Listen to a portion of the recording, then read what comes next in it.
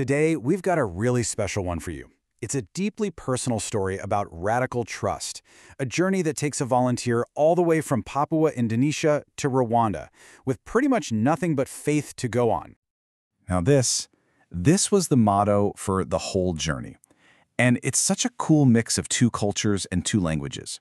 You probably know Hakuna Matata from Swahili, right? It means no worries.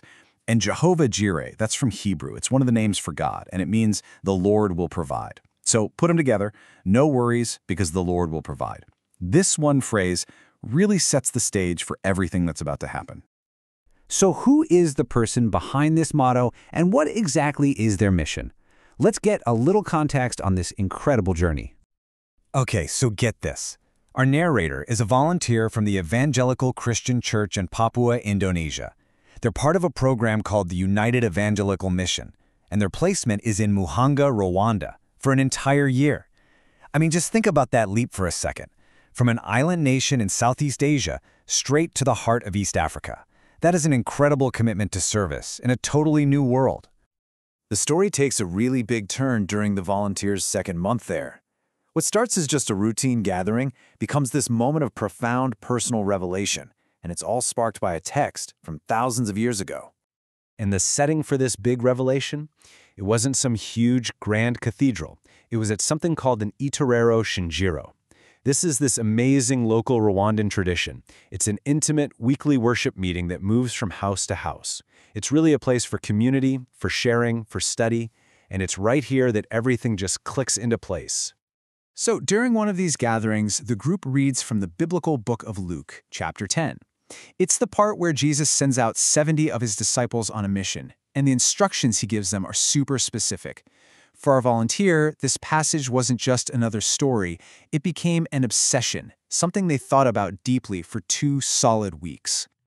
This is the crucial point. This is where the volunteer connects that 2,000-year-old story directly to their own life, seeing it their modern mission as a perfect reflection of that ancient text. Now, check this out. This is what's so wild. The parallels are just undeniable. The disciples were told to go without a purse or a bag. Our volunteer brought absolutely no personal money. They were told to depend on local hospitality. Our volunteer is literally living with a host family. They were told to accept whatever was offered.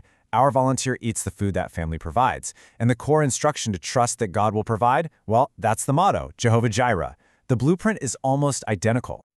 But you know, this wasn't just some abstract idea. The volunteer put this radical trust into concrete, real-world practice right from the very beginning. The very first step was a huge one.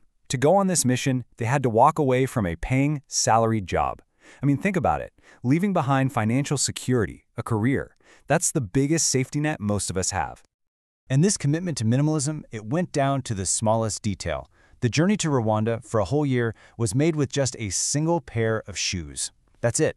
That's a powerful symbol of traveling light and relying on something other than stuff. The rest of the wardrobe was just as sparse. A handful of shirts, a few pairs of pants, and one suit. This isn't a vacation packing list, folks. This is the entire supply for a year of living and working thousands of miles from home. And here it is again, the most radical part of the plan. Absolutely no personal money. This just removes any illusion of being self-sufficient. It's a complete, total dive into depending on that promise of Jehovah Jireh, that the provision would have to come from somewhere else. And the provision did come. Just like the blueprint laid out, a host family took the volunteer in, providing a roof over their head and daily meals. The basic needs for survival were met through the hospitality of others, just like in the ancient mission. But it went beyond just the basics. A work laptop was provided, which equipped the volunteer to actually do the mission, not just survive it. This was a totally unexpected tool and a pretty clear sign that the provision went beyond just simple subsistence. I absolutely love this quote. It shows this isn't some grim story about enduring hardship. It's a story of abundance. The volunteer feels no lack whatsoever. In fact, there's so much food that they have to cut back. That little ha-ha at the end just says it all, doesn't it? It speaks to a real sense of joy and contentment. So what's the ultimate takeaway from this incredible story? Well, it all boils down to one powerful central idea. The entire experience, leaving the job, packing light, carrying no money, it was all a deliberate exercise. The core of this mission, Just like that mission from 2,000 years ago was to learn how to trust completely, without a single shred of doubt. It was a year-long test of faith, and the result was a life of abundance, not lack. And that leaves us with a pretty challenging thought, doesn't it?